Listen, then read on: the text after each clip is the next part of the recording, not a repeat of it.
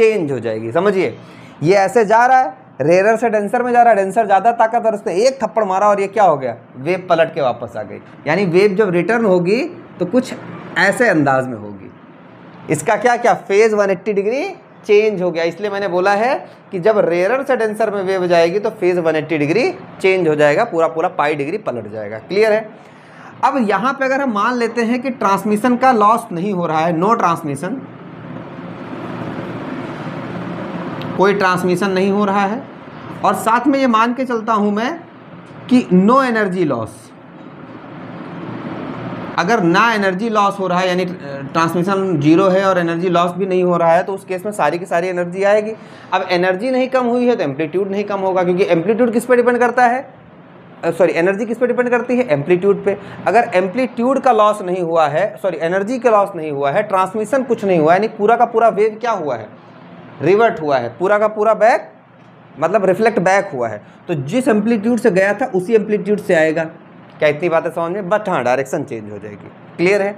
अब ये वाली वेव की स्पीड कितनी होगी, इसकी स्पीड भी v ही होगी। हाँ नेगेटिव में हो गई, क्यों साहब, मीडियम थोड़ी बदला, जिस मीडियम में लाइट गई थी या वेव जिस मीडियम में गई थी उसी मीडियम में वेव क्या हो रही है, वापस आ रही है।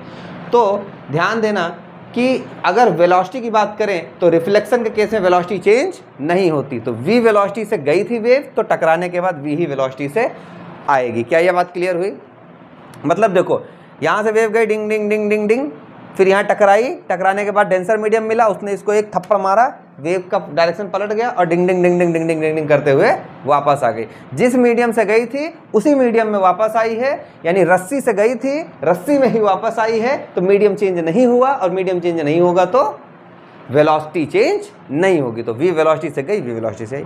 मान लिया ये आने वाली वेलोसिटी वेव की इक्वेशन को हम वाई आर बोल देते हैं। क्या बोल देते हैं, वाई आर। जाने वाले को क्या बोला, वाई आई। वाई आई क्या हो गया, a sine omega T minus के एक्स, ऐसा हुआ।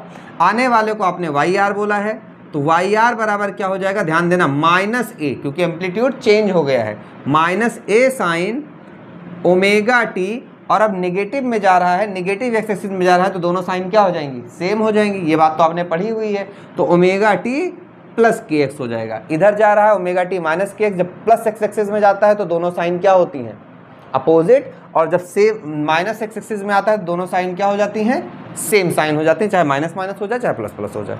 क्या इतनी बातें समझ में।